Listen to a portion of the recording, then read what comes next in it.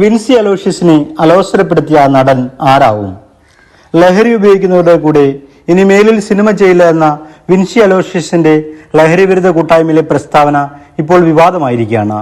മലയാള മനോരമയുടെ നായികാനായകനിലൂടെ മലയാള സിനിമയിൽ എത്തുകയും മികച്ച നടിക്കുള്ള സംസ്ഥാന അവാർഡ് നേടുകയും ചെയ്ത വിൻസി തന്റെ അഭിപ്രായത്തിന്റെ പേരിൽ സോഷ്യൽ ഓഡിറ്റിംഗിന് വിധേയമായിക്കൊണ്ടിരിക്കുകയാണ്.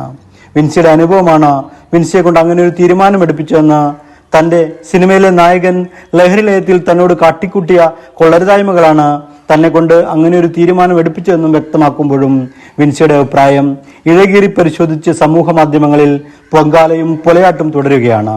വിൻസിയുടെ ആരോപണമുന നീളുന്നത് ആർക്കും നേരെയാകാം.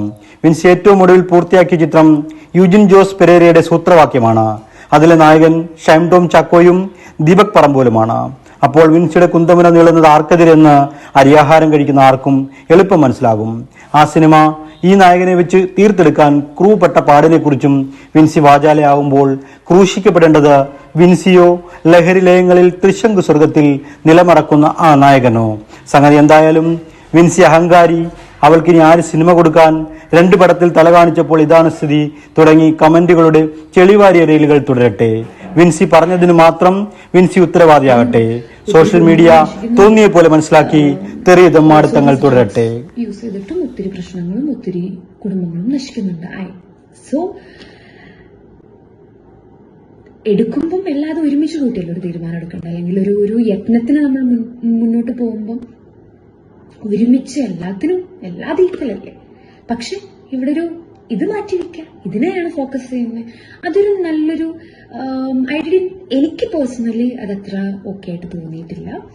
ആൻഡ് ഐ സ്ട്രോങ്ലി കുറെ മുന്നേ എടുത്തൊരു ഡിസിഷനാണ്. ഇതില് ഒരൊറ്റ സാധനം എന്റെ ജീവിതത്തിൽ ഉണ്ടാവില്ല എന്നും അത് ഉപയോഗിക്കുന്നവർ, അതിൽ ആൽക്കഹോൾ ആയാൽ പോലും ഒരു സിഗരറ്റ് ആയാൽ പോലും ഉപയോഗിക്കുന്നവർ എന്റെ പേഴ്സണൽ സർക്കിൾ ഉണ്ടാവല്ലോ, അതിലോട്ട് ഞാൻ അടുപ്പിക്കത്തില്ല എന്നുള്ളതും ഞാനെടുത്ത തീരുമാനമാണ്. ഈ തീരുമാനം ആരെയും ബുദ്ധിമുട്ടിപ്പിക്കില്ല, ആർക്കും ഒരു ബുദ്ധിമുട്ടാവില്ല എന്നുള്ളത് വ്യക്തമായ ബോധമുണ്ട് എനിക്ക്. ഞാൻ ആരെയും ബുദ്ധിമുട്ടിക്കാൻ തയ്യാറല്ല.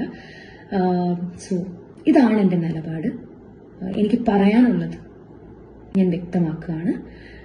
ഇനി ഇതിൻ്റെ ഇടയിൽ എന്തൊക്കെയാ കമന്റ് വരുന്നതെന്ന് നമുക്ക് കണ്ടറിയാം. Thank you.